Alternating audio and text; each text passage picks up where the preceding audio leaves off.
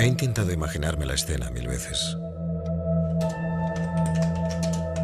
¿Cómo describir el momento en el que le destrozan la vida a una persona? Bueno, empecemos por los hechos. Fecha: 5 de julio de 2010.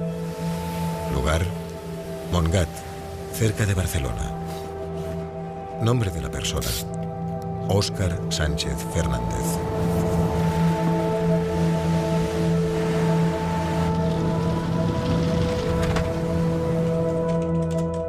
Cuando quedan 5 minutos para la 1, llegan 2 guardias civiles de paisano.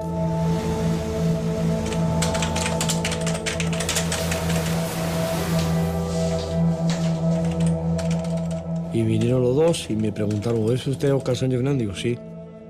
¿Queda usted detenido por traficar para Italia? Claro, te queda un poquito sorprendido, ¿no? Yo le decía, pero que yo no he hecho nada, yo estoy aquí trabajando, ¿cómo?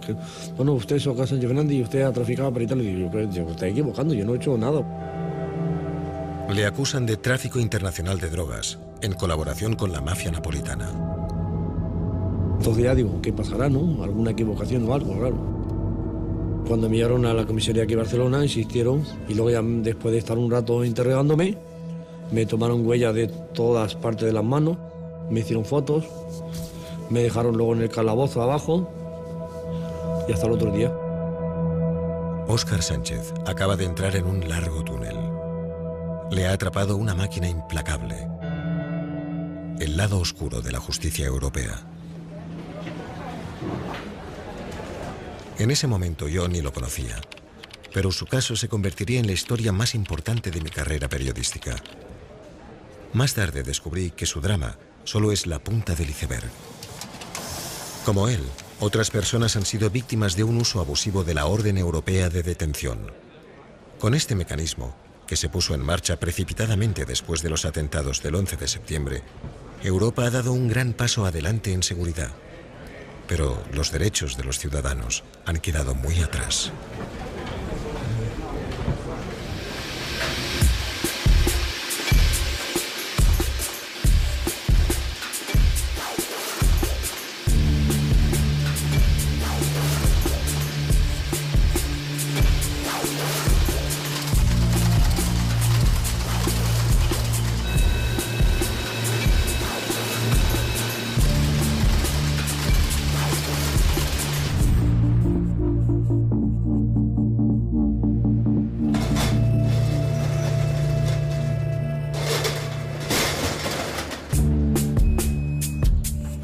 En abril de 2011, 9 meses después de la detención, Ángela Biesot llega a la redacción de El Periódico, uno de los principales diarios de Barcelona, con una carta en la mano. Tiene 22 años y lleva un mes de prácticas en el periódico. La carta es de Óscar Sánchez y ha pasado por muchas manos hasta llegar a las de una amiga de Ángela. Me acuerdo que ella me dijo: ay, pues mira qué fuerte lo que ha pasado en la gasolinera de mi novio, que se han llevado a un compañero suyo detenido y todos piensan que es inocente. Bueno, de hecho no piensan, están seguros. Mi nombre es Óscar Sánchez Fernández. Me encuentro en la cárcel de Revivia desde el 11 de agosto del 2010. Te das cuenta cuando lees una carta así de que Óscar era una persona que estaba totalmente olvidada, ignorada. Llegó Ángela y yo le había dicho a Ángela si quería echarme una mano con los sucesos, porque suele haber bastante trabajo, y Ángela estaba colaborando conmigo. Estaba en la impresora de la redacción con la carta en la mano, todavía dudando de qué hacer. Yo ya era bastante tímida, no había propuesto ningún tema y no encontraba tampoco la manera de decir: oye, vaquero, porque a lo mejor él me hubiera dicho en ese momento: bueno, es absurdo este tema, dejémoslo. ¿Este quién es? Y me acuerdo que Angie me trajo esta carta, me la enseñó y me dijo: ¿puede haber noticia aquí? Yo no sé, no conozco a Óscar Sánchez, vamos a mirarlo. Se me acusa de tráfico internacional de drogas y asociación mafiosa. Yo nunca he delinquido, nunca he hecho nada malo.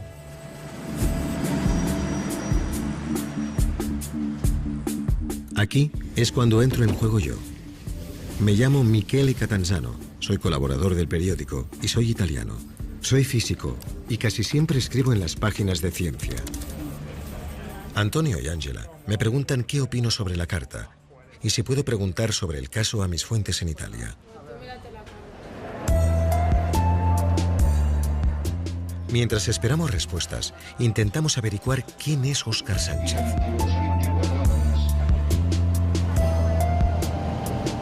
Para hacerlo, vamos a Montgat a hablar con sus vecinos.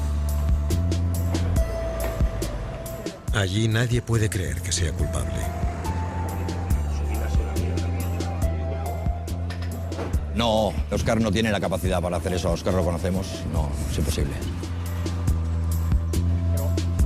Y pensaba, pues eso, que había un error o que se había metido en algo sin él ser consciente o que a alguien le habían engañado. Óscar es una persona que no ha salido prácticamente de Montgat. Él trabajaba de lunes a domingo y no salía. Cuando su madre estaba viva, en paz descanse, él solo estaba para su madre. Iba a comprar aquí al súper, siempre iba cargado, compraba pañales para su madre, difícilmente podías quedar con él, incluso para tomar una cerveza. Óscar, vamos a tomar una cerveza. No, que tengo que ir a arreglar a mi madre para ir a dormir, te decía. Óscar, respecto al dinero, siempre iba justo, daba un cigarro, no manejaba ningún tipo de dinero, Óscar. El barrio donde hemos crecido es un barrio de inmigrantes, sobre todo de Andalucía y otras partes de España.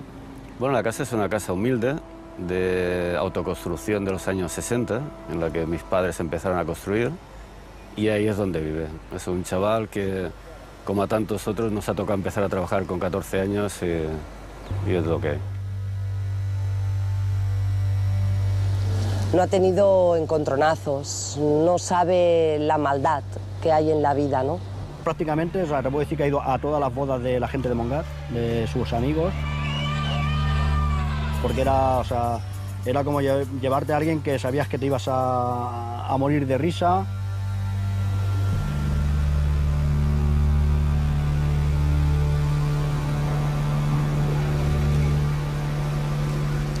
Es difícil de describirlo cuando no lo conoces, ¿no? Es un niño de 44 años.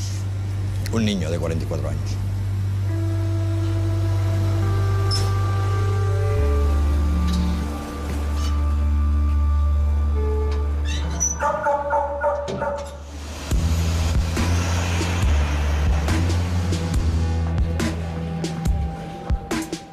Después de hablar con los vecinos, los responsables del periódico nos dan luz verde para escribir un artículo sobre esta historia. No sabemos si Óscar Sánchez es culpable o inocente, pero sabemos que hay un buen tema. O ese hombre es el mejor actor del mundo y ha engañado a todo Montgat durante años, o ha sido víctima de un error. El 8 de mayo de 2011 sale nuestro primer artículo sobre el caso Óscar.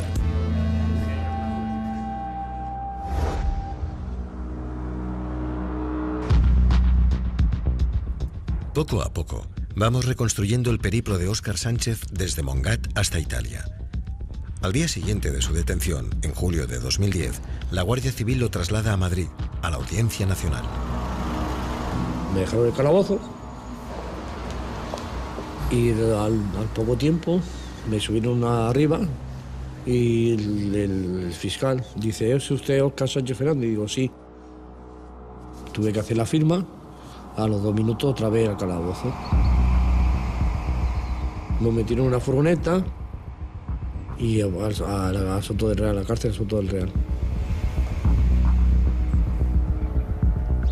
Y entonces llamé, que claro, el único que sabía el número de un poco de memoria es de la dueña de mi empresa. Y la llamé a ella, digo, Ana, que estoy aquí en Madrid, a ver si me puedes poner un abogado. Vale. La familia no pudo hacerse cargo de la defensa por la cuestión de coste, entonces la empresa, no creyendo que él fuera culpable, cogimos un abogado que intentó ayudarlo y la verdad es que al principio Óscar se encontró muy solo. La primera vez que yo contacto con Óscar en la prisión de Soto del Real, en Madrid, me encuentro una persona abatida, desorientada y absolutamente ignorante de cualquier información relativa al proceso. No entendía absolutamente nada. Solo me hicieron firmar en la Audiencia Nacional. Bueno, nada, firmar y ya está. Y ya está. 2 minutos, como mucho. Un mes sin que nadie me preguntara nada más. La misma policía, los mismos policías nacionales se reían de mí. Jaja, qué capo más tonto, qué capo más tonto. Te estás riendo de mí cuando no haces bien, cuando tú no has investigado. Investiga. A ver quién soy yo, quién no soy. La siguiente intervención que tiene es firmar la notificación de su entrega a las autoridades italianas. Esto es toda la intervención de Óscar en el procedimiento. Esto es como está regulado en nuestro ordenamiento jurídico la Orden Europea de Detención. En la orden de detención que llega desde Italia, solo aparecen el nombre y los apellidos de Óscar. Los espacios reservados para el número de documento, la foto y las huellas dactilares están en blanco. Mandar a una persona al extranjero con esta absoluta ausencia de información, bajo mi punto de vista, es una atrocidad. En agosto de 2010, después de un mes de prisión en Madrid, la Audiencia Nacional ordena el traslado de Óscar Sánchez a Italia. Cuando llega a Roma y ve el sumario de su caso, Óscar empieza a darse cuenta del lío en el que está metido.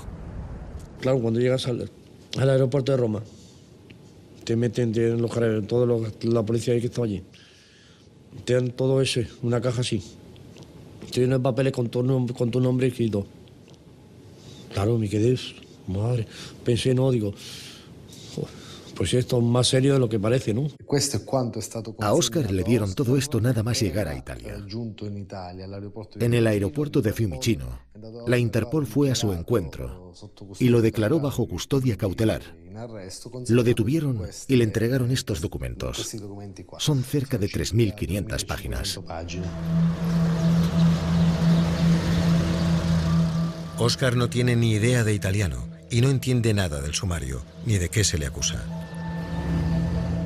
Cuando llega a la cárcel de Roma, un compañero de celda venezolano le traduce las principales acusaciones. Haber organizado, constituido, dirigido, financiado y participado en una organización orientada al tráfico ilícito de sustancias estupefacientes, con el agravante de participación en una organización de la camorra llamada Clan Bianco. Por ejemplo, lo acusaban de haber entregado el 14 de abril de 2006 cerca de 72 kilos de cocaína a un tal Antonio Bianco.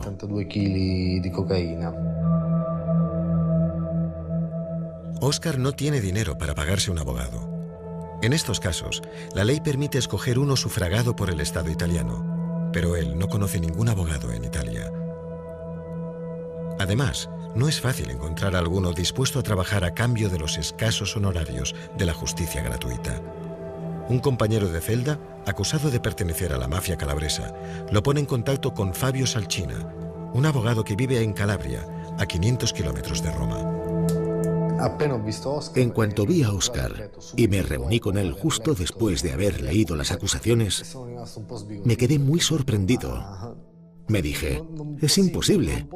Tú no puedes ser la persona que ha hecho circular toneladas de cocaína por todo el mundo. Salchina se pone a trabajar mientras Óscar sigue en la cárcel. Su vida ha dado un vuelco en poco más de un mes. ¿Cómo es posible que entreguen a una persona a la justicia de otro país de esa manera, en un abrir y cerrar de ojos? Pues porque así funciona la Orden Europea de Detención, la Euroorden. La Orden Europea de Detención se ideó como un sistema rápido para garantizar una extradición lo más veloz posible entre países miembros.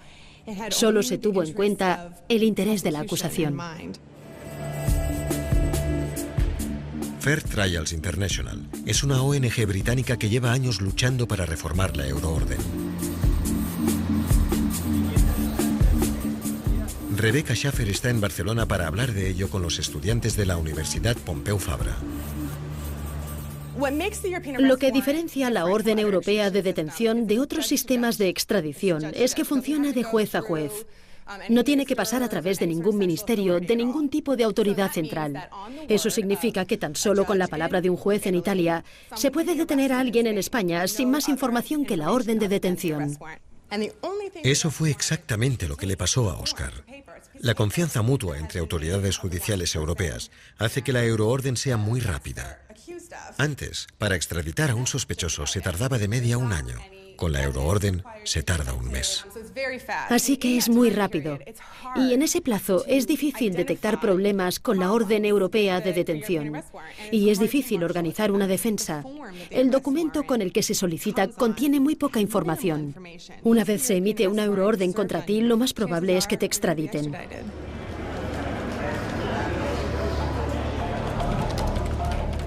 Todo esto lo vamos descubriendo a medida que nos adentramos en el caso de Óscar, mientras él sigue preso en Italia. La Euroorden nació con las mejores intenciones, para resolver un problema grave de la justicia europea. En los años 90 ya se percibió con toda claridad la insuficiencia y las dificultades del sistema de extradición que había sido acordado por el Convenio Europeo de Extradición de 1957. Lento, procedimentalmente farragoso, con enormes posibilidades para obstaculizar la cooperación judicial efectiva. Pero el plan para superar el viejo sistema de extradición se aceleró a partir de un acontecimiento inesperado.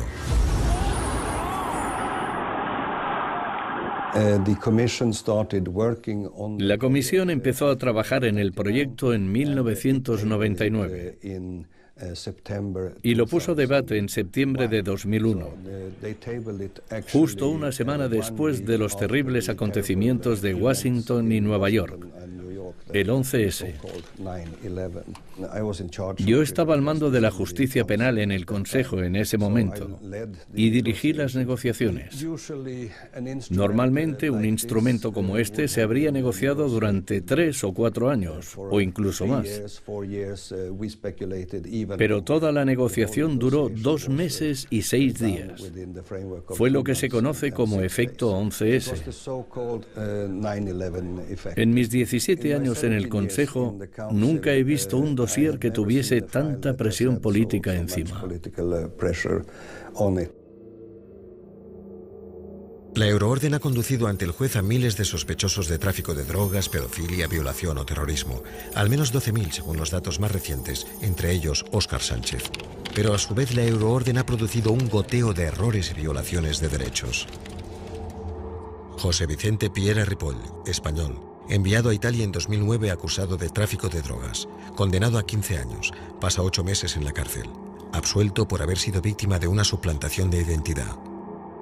Andrew Simiu, británico, enviado a Grecia en 2009, acusado de homicidio, pasa 11 meses en la cárcel esperando a ser juzgado y sufre torturas y privaciones, absuelto por no haber cometido el delito. Deborah Dark, británica, reclamada por Francia en 2005 por un supuesto tráfico de drogas en 1989.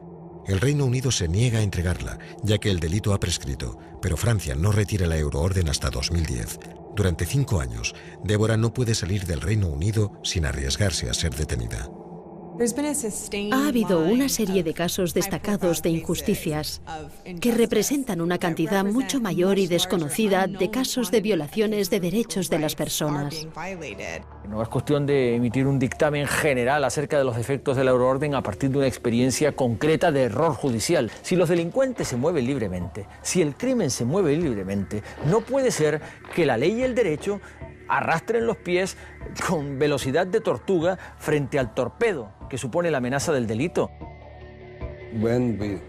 Cuando decidimos impulsar la orden de detención, pensamos que a la vez había que armonizar los derechos de los sospechosos y los acusados en procedimientos penales.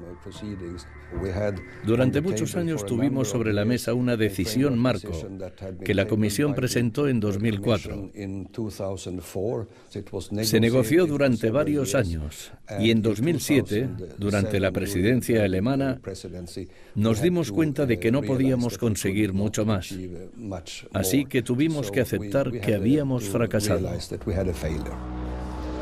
Europa se dotó de un sistema formidable para perseguir a los sospechosos más allá de las fronteras estatales, pero no creó otro igual de potente para garantizar sus derechos. La solución a los problemas de la Euroorden no es volver a la soberanía nacional. No es antieuropeo criticar la Orden Europea de Detención. Los que somos críticos con la Euroorden queremos que sea una herramienta legal eficiente que respete los derechos de los acusados. Óscar Sánchez es uno de los miles de sospechosos entregados a toda velocidad gracias a la Euroorden. pero tiene que esperar 9 meses en la cárcel antes de que se dicte sentencia sobre su caso. El 10 de mayo de 2011, la policía lo traslada a Nápoles, donde se celebra su juicio.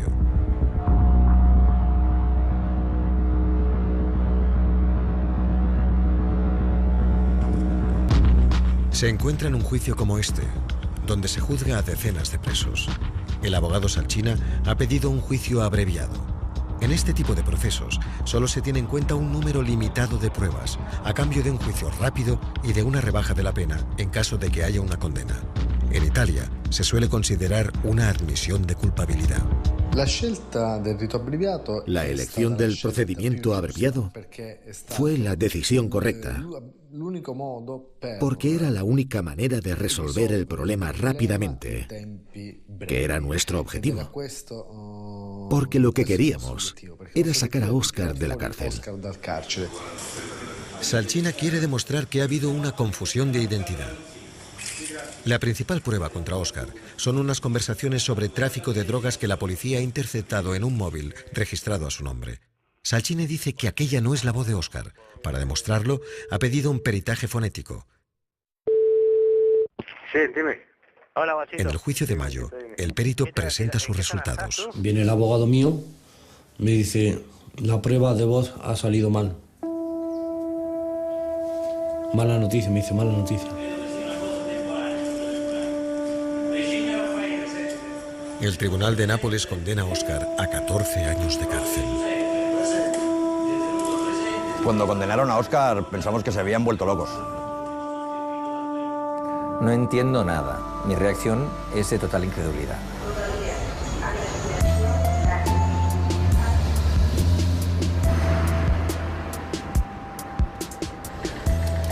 Cuando el periódico da la noticia de la condena, los vecinos de Montgat reaccionan. Crean una plataforma para reclamar la libertad de Óscar y se concentran en una plaza del pueblo cada viernes por la tarde.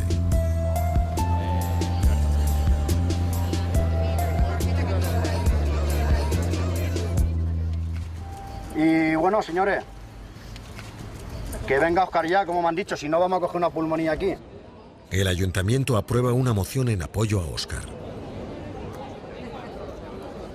Si subimos un poco más arriba, el presidente Artur Mas, de la Generalitat de Cataluña, contestó a una carta nuestra donde nos decía que lamentablemente no podía hacer nada por la situación de Óscar, que era un tema de la justicia italiana. Sí que es cierto que tuvimos una entrevista con el ministro Antonio Camaño y nos dijo que tenía su trámite, cosa que nosotros no entendíamos. Pues el viernes que viene igual aquí, con o sin Óscar, igual aquí. El caso Óscar se podría haber cerrado con la condena, pero para nosotros hay demasiadas preguntas sin respuesta. Decimos, nuevamente la prensa explica la historia, explica el relato que ve. Nosotros llegamos a la conclusión de que tenemos que intentar cambiar ese relato. Para empezar, estudiamos el sumario. Extraemos las fechas exactas en las que Óscar habría ido a Italia para traficar con drogas. Entre 2005 y 2006, los investigadores italianos documentaron la actividad de un individuo que, según su DNI, se llamaba Óscar Sánchez, en varios lugares de Italia. Un hotel de Roma, un control de carretera, supervisando la llegada de un contenedor a Nápoles. Con la lista de fechas, vamos a Montgat para comprobar si aquellos días Óscar Sánchez había estado trabajando. La realidad es que las hojas salariales no había bajas. Óscar siempre había estado trabajando en Montgat. Cuando en la acusación decía que estaba en Italia, las hojas salariales demostraban que estaba trabajando en Montgat, que así era, y además Óscar es una persona que nunca faltaba. Más tarde, el abogado Salchina nos envía las grabaciones de las llamadas interceptadas y del peritaje de voz de Óscar. Y cuando las escuchamos es que alucinábamos, porque realmente son dos voces que no se parecían en nada. En nada. Una persona que hablaba con un acento uruguayo y otra persona que hablaba con un acento peninsular. O sea, no había confusión posible. Nosotros estábamos realmente haciendo el papel que debería haber hecho la policía. Y eso De hecho, lo hacía más atractivo. Mientras tanto, en la cárcel de Nápoles, las cosas se complican para Óscar, que comparte celda con 8 presos más. Cuando llegué a Nápoles, al principio era bien, ¿no? Bueno, lo que pasa que luego ya se torció la cosa un poco y entonces sí era un poco complicado. El típico golpecito, ¡pam! Y luego te da uno, luego te da el otro, y luego te da el otro, y luego al rato te viene otro, te empuja, luego viene el otro, ¡pum! ¡Pum! Y así. Con un cuchillo aquí me agarraron. ¿Y tú de qué equipo eres? Yo soy de la Juve del Inter. Pues no, tú tienes que ser napolitano, así. Rum. La N de Nápoles. Un poquito de sal. Y viene un compañero de celda, se me sube aquí en el pecho, me pone las 2 rodillas aquí y con un cigarro en el brazo derecho, 1, 2 y 3 quemadas. Y otro de ellos lo paró, pero claro, te duele. O sea, la celda es grande, pero luego la puerta es pequeña. Y tú cierras la puerta y no se entera nadie.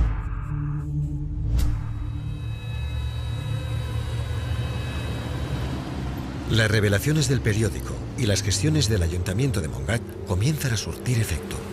La Embajada Española en Roma pide a la policía de Barcelona que abra una investigación sobre el caso. La información que nos llega es que esta persona, llamada Óscar Sánchez, había estado en un hotel de Roma el día 1 de febrero junto a una chica, se llamaba Susan, británica, y nos piden que hagamos gestiones sobre estas 2 personas. Nosotros, en el plazo de unas horas, localizamos a esta persona en Sant Feliu de Guíxols, contactamos con ella y nos ponemos a tomarle declaración.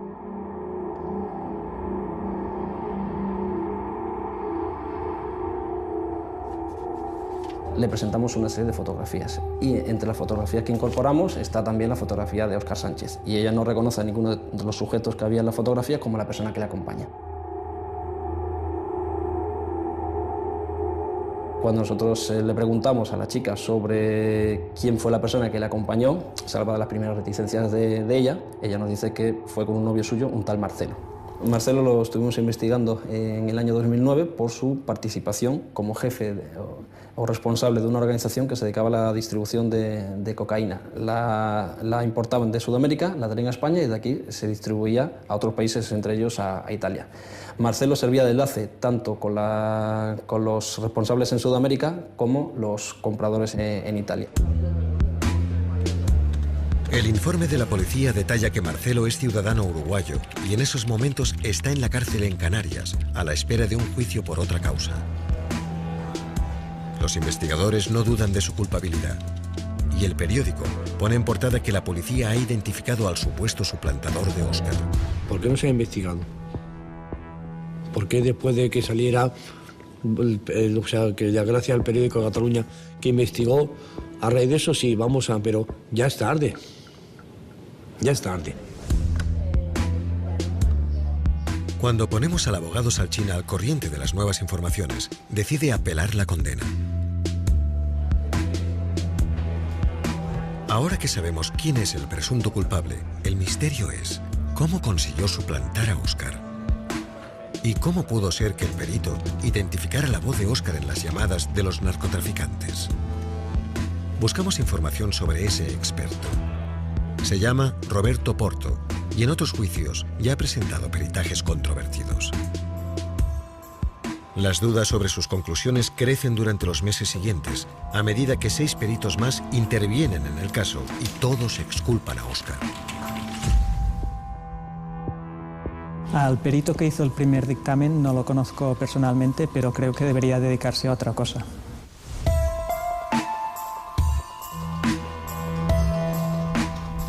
No describía ningún método, no hacía ningún análisis estadístico, se basaba solo en su opinión.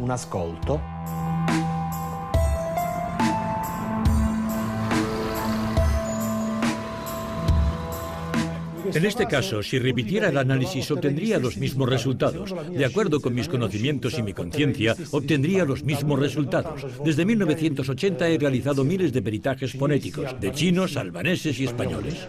Porto no habla español y tuvo que usar un intérprete. Además, los demás peritos lo acusan de haber usado una grabación saturada, que no sirve para un peritaje. Los dos hablantes, el emisor de las llamadas interceptadas y Sánchez, provenían de dos lugares totalmente diferentes, Sudamérica y el sur de España. Vienen por abajo, giran a la izquierda. Ellos vienen por abajo, gira a la izquierda. Usted sabe perfectamente que existe una verdad procesal y una verdad con V mayúscula, que es la de Jesús.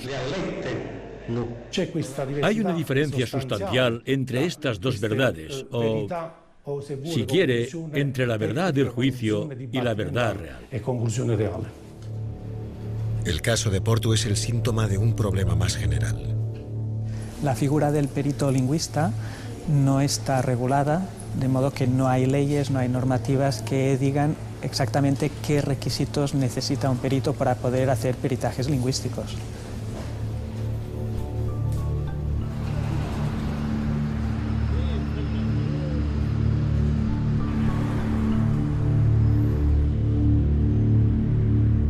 En este momento, el caso Óscar ya se ha convertido en la historia más importante que he cubierto como periodista.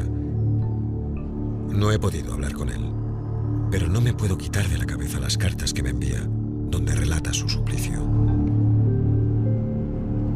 Aquí en Nápoles, en la celda que estoy, hay 8 presos. No estoy muy bien. Estoy todo el día en la celda. Solo tengo 2 horas de aire al día. Estoy siempre acojonado. Me acuerdo de vosotros y eso me da fuerzas.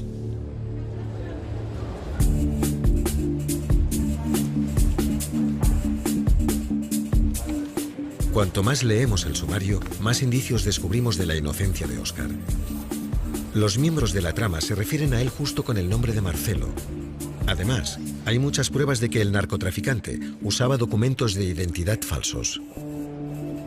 Ni el fiscal que investigó el caso, ni la jueza que lo condenó, ni su propio abogado tuvieron en cuenta estos indicios. Desgraciadamente, pues no se hizo una investigación con el rigor necesario para acreditar la participación en estos hechos tan graves como eran los que se imputaban a Óscar Sánchez. Desde la Embajada de España en Roma, Jesús Santos había pedido a la policía de Barcelona que investigara el caso de Óscar. En julio de 2011, cuando Óscar lleva ya 1 año en la cárcel, Santos pone todas las pruebas nuevas a disposición de la Fiscalía General del Estado, que las envía con urgencia a Italia. Una vez que teníamos todos estos datos y estas pruebas, recogerlas todas y enviarlas junto a lo que llamamos nosotros una transmisión espontánea de información. Cuando las pruebas de la policía llegan a la justicia, cuando España las manda a Italia, ya pensábamos que ya está, que era como en las películas. El juez descubre que el tipo es inocente y el tío sale, ¿no? Y le recibe la prensa con los micrófonos en la escalera, ¿no? Y no fue así.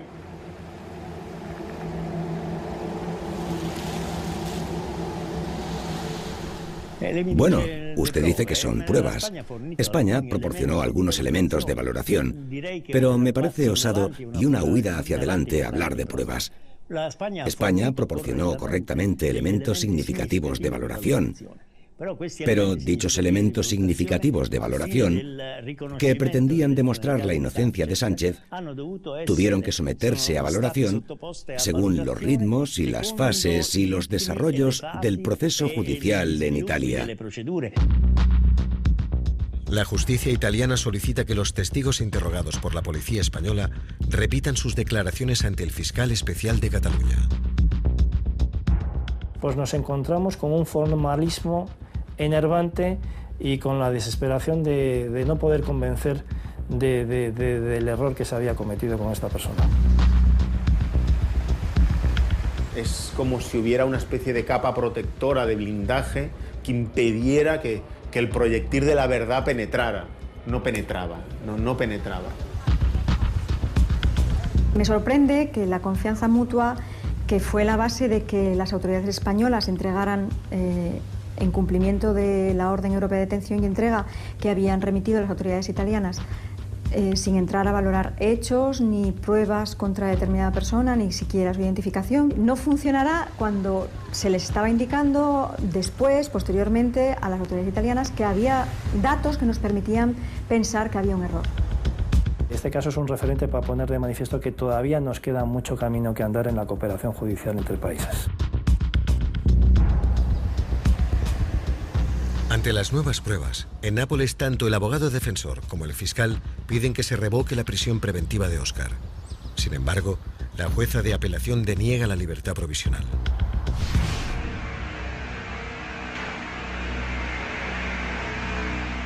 El largo encarcelamiento de Óscar, que ya dura más de un año, le aboca a una espiral de abusos.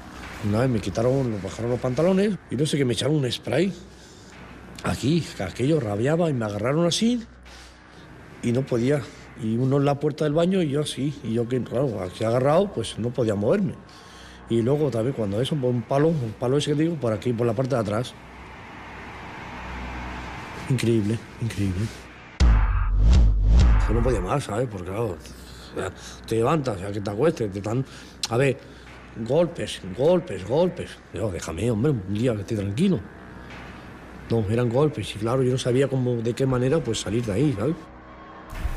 Llegó un momento que, claro, entre que estaba mal dentro en Nápoles, pues mi cabeza un poco se volvió un poco loca, ¿sabes? Yo me preparé 2 cuerdas, así. 2 cuerdas. La violación de los derechos humanos y el uso arbitrario de la prisión preventiva son una constante que encontramos en casi todos los casos de uso abusivo de la euroorden. Robert Orsner, holandés enviado a Polonia en 2007, acusado de alquilar una casa en ese país en la que había plantas de cannabis. Pasa 10 meses en prisión preventiva durante los que sufre violencia y privaciones. Actualmente en libertad bajo fianza. Michael Turner, británico entregado a Hungría en 2009 por fraude después de la quiebra de su empresa en aquel país. Detenido durante 4 meses en una cárcel que perteneció a la KGB en condiciones de falta de higiene. Finalmente recibe una condena de 5 meses que no habría supuesto ingreso en prisión. Las condiciones de detención en la Unión Europea varían muchísimo. En Suecia puedes estar en régimen abierto, con visitas conyugales y acceso a la educación, mientras que en Grecia puede que no tengas ni 3 metros para ti. En Lituania puede que no tengas acceso a un lavabo y en Polonia puede que no tengas agua caliente. La euroorden no es responsable de que en una cárcel de algún Estado miembro de la Unión Europea se practique la tortura, la violación, humillaciones o violaciones sistemáticas de derechos fundamentales de los internos. Eso tiene que ser depurado de acuerdo con los estándares constitucionales y penales de cada Estado miembro y del conjunto de la Unión Europea. Los impulsores de la euroorden hicieron que Europa fuera como un solo país respecto a la entrega de sospechosos. Pero no se preocuparon de que también lo fuese respecto a los derechos humanos. Tampoco se preocuparon de unificar la duración de la prisión preventiva. Según el país donde termine un sospechoso, la prisión preventiva puede ser de solo 1 año o de hasta 4, o incluso puede no tener límite. Muchos estados de la Unión Europea dictan prisión preventiva contra extranjeros rutinariamente, alegando que por el mero hecho de ser extranjeros ya hay un riesgo de fuga. También están en desventaja por no conocer el sistema judicial o el idioma, y a menudo no tienen conocimientos culturales y legales suficientes para defender sus derechos como lo harían en su país natal.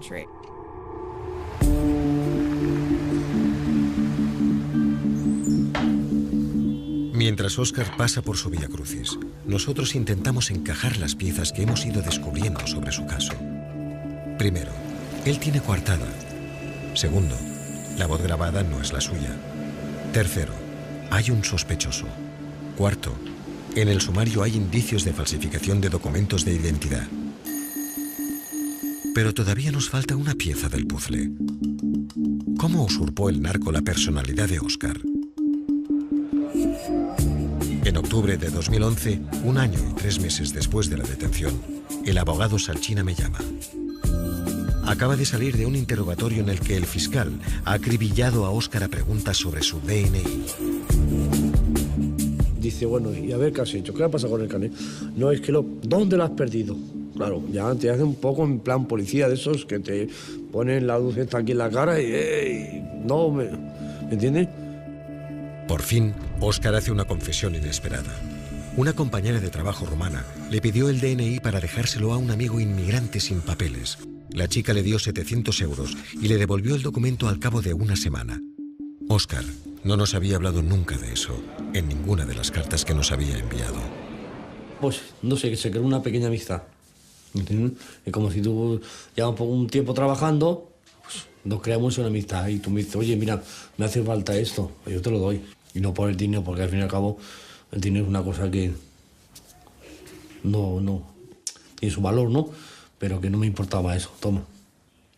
Si esta chica, que era su amiga en la empresa y de vez en cuando pues la sacaba a pasear y tal y cual, le pedía un favor, él se veía obligado moralmente a facilitárselo. Y en este caso, pues una barbaridad como prestar su documento.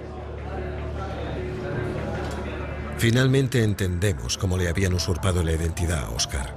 El carnet, en lugar de ayudar a un sin papeles, acabó en manos del narco, que lo falsificó y lo usó para viajar, comprar tarjetas de teléfono y en controles de carretera, sin que Óscar supiera nada.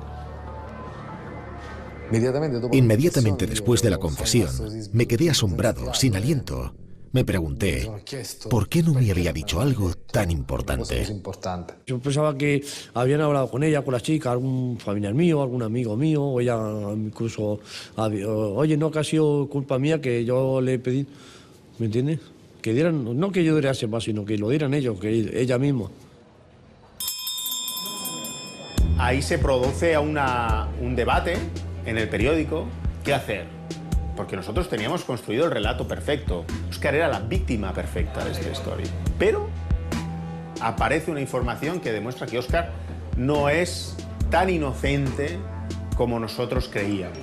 Pero en cualquier caso, nuestro compromiso es con la verdad. Nosotros vamos a publicar todo lo que haya sobre el caso Óscar. Si es bueno para Óscar o si es malo para Óscar. Porque nuestra credibilidad está en juego ahí. Los conocidos de Óscar no se sorprenden demasiado por la ingenuidad de su gesto. No es la primera vez que alguien lo engaña. Que si alguien puede haber manipulado a Óscar, sí. Óscar es una buena persona, que confía en la gente, e incluso en una ocasión, un ex compañero de trabajo le pidió que lo avalara para comprar un coche y al final Óscar tuvo que hacer frente a la deuda. Te puedo decir que a toro pasado me he enterado que le habían preparado un matrimonio de concertado. Y bueno, tuvo la suerte de que no lo cogieron por aquí. Yo en aquella época no, o sea, siempre iba como los zombies, ¿sabes? Se me complicó la vida cuando enfermó mi madre y claro, ya no puedes ir a ningún sitio, ¿me entiendes? No puedes salir. Entre la rabia que tenía y lo de mi madre, pues me drogaba y ya me olvidaba de todo el mundo, ¿sabes? Si lo hubiera dicho antes, obviamente sería muy probable que el proceso se hubiera detenido en España en el momento de la extradición. Pero en modo alguno, el hecho de que se produjera esa dejación de su DNI a cambio de una cantidad económica merma la situación de indefensión y de maltrato que ha sufrido Óscar Sánchez.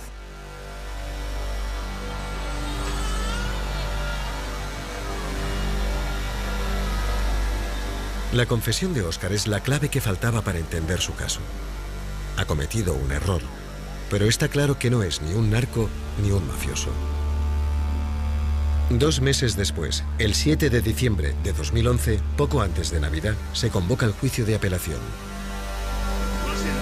La noche antes ya hablábamos de dónde lo íbamos a llevar a cenar, de cuando llegáramos a Mongá, de unas fechas que la pasaríamos pues toda la familia junta.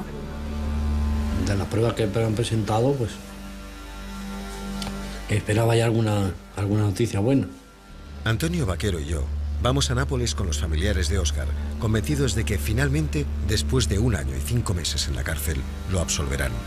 La sala era muy grande, era de máxima seguridad. A los presos los sacaban por una zona que estaba enrejada. No se podía acceder a ellos. Encima a Óscar no lo llevaron ese día. Que le llegó 3 juezas y les pusieron delante un montón de nombres de los que me daba la impresión de que no sabían demasiado.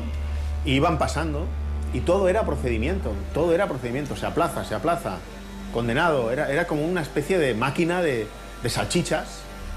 Inesperadamente, la jueza de apelación encarga a 2 expertos un enésimo peritaje de voz. Tiempo de entrega, 3 meses. ¿3 meses? ¿Tiene que estar una persona 3 meses en prisión para que hagan ustedes una prueba? O sea, ¿no se puede hacer esto más rápido? Los abogados y los jueces van allí, se sientan y ya está. No es así, vamos a trabajar, ¿sabes lo que te quiero decir? Vamos a trabajar. No, es que no. Yo, en mi trabajo, yo aspiro el coche y mi otro compañero sécalo. Yo cambiamos, yo seco el coche y tú lo aspiras. O hacemos cristales, o hacemos... pero es que ahí no. Fue un golpe duro, muy duro. Aún más en aquellas fechas cercanas a las Navidades, que todos teníamos la esperanza en que Óscar estuviera aquí en casa para Navidades, ¿no? Entonces hay que apretar los dientes y seguir corriendo. Cualquier cosa que nos enteráramos era noticia, había que mantener, había que apretar. Pam, pam, pam, pam, pam, pam. Óscar, Óscar, Óscar. Hubo un tiempo en el que solo hablábamos entre nosotros sobre este tema. Un artículo no cambia nada. 100 artículos, 100 golpes de pico, cambian muchas cosas. Yo ya no sabía qué esperar. Óscar estaba atrapado en una maquinaria kafkiana y yo no estaba seguro de que pudiera escapar.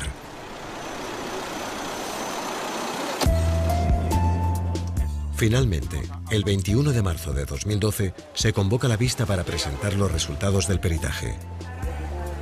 Han pasado 20 meses desde la detención de Óscar y 8 desde que España envió las primeras pruebas de su inocencia. Vamos a Nápoles con el corazón en un puño. Yo estaba convencido de que si aquel juicio no salía, Óscar ya no iba a salir. Era la última bala. Y por eso me preocupaba mucho. Íbamos intranquilos y pensando, cruzar los dedos porque esto puede ser tremendo. Yo tenía miedo de que dijeran, no, aplazamos el juicio para más tiempo, ¿sabes? Claro, no, o sea, ya el cuerpo no podía más, ¿sabes? No podía más.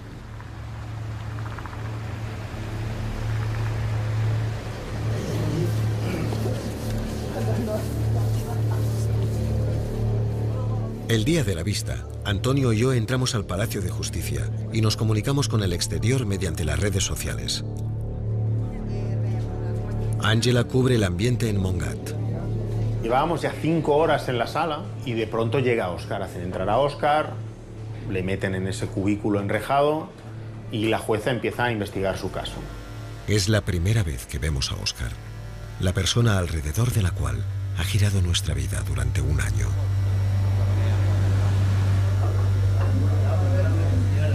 El primer perito dice que las voces no coinciden, eso es bueno, y ahora está hablando el segundo perito, justo hace 2 minutos.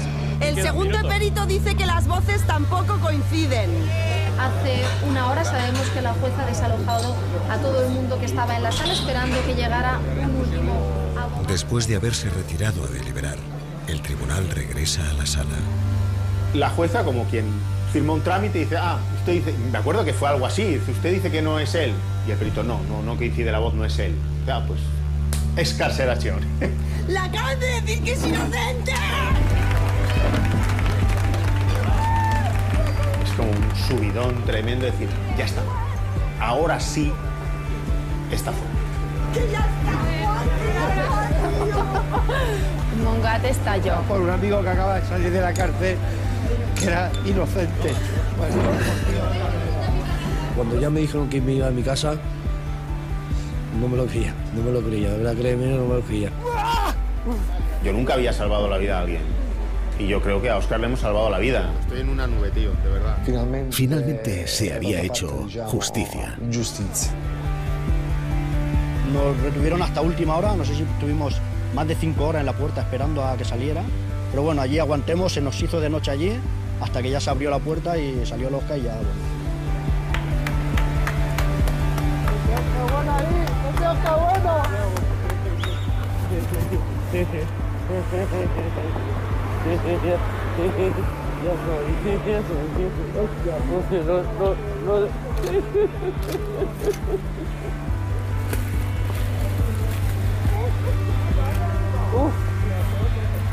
¡Toma, cabrones! Ya está. Gracias por los autos.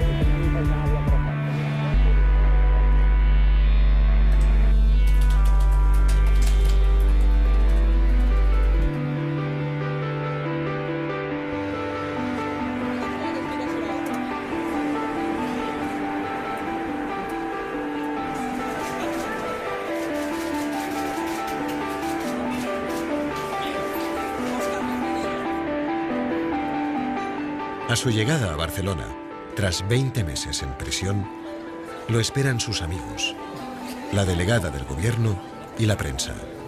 Ya cuando vi tantos periodistas, tanta gente, claro, tantos amigos míos de toda la vida, pues te emocionas, te pones a llorar. ¿A quién tienes ganas de ver? A mi familia, a mis amigos que tengo aquí, que he tenido muchos sueños pensando en ellos. Están todos ahí esperándote. No sé.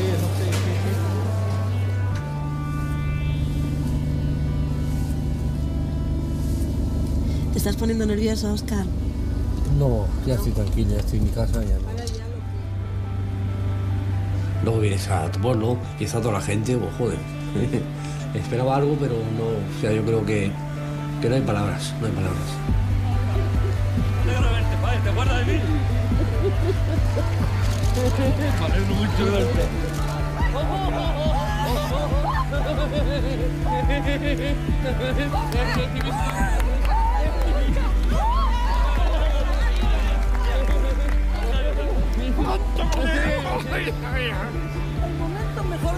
Él y yo nunca nos habíamos visto. Fue ya en Montgat cuando llegó allí que yo me presenté a él y bueno, nos abrazamos, él lloró, yo lloré. Siento con muchas ganas de seguir haciendo periodismo y totalmente convencida de que no me he equivocado de profesión.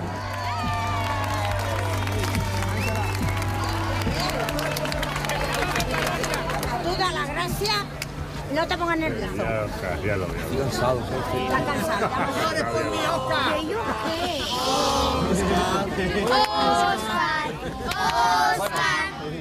Hola. Bueno, en primer lugar, gracias y gracias. De todo corazón, no por lo que habéis hecho, de siempre, de verdad, de siempre, desde que era pequeño hasta esta fecha. Montgat es una gran familia, pero no de ahora, hace muchos años que somos una familia de verdad. ¿Sabes eso de decir, bien, ya estoy? No sé, aún no ha salido eso, tiene que salir. O sea, es muy reciente aún y me acuerdo de cosas. Y a veces, tú sabes la canción esa, libertad, ya podrá volar de nuevo y reír y cantar y gritar a los cuatro vientos. Pues a veces me viene eso a la memoria, porque es que va a hacer que sea corto, pero es 1 año y 8 meses, ¿sabes? De que sentía la puerta y te quedas ahí dentro. Otro día, otra vez la misma puerta, y aún tengo miedo, no te creas porque tengo miedo.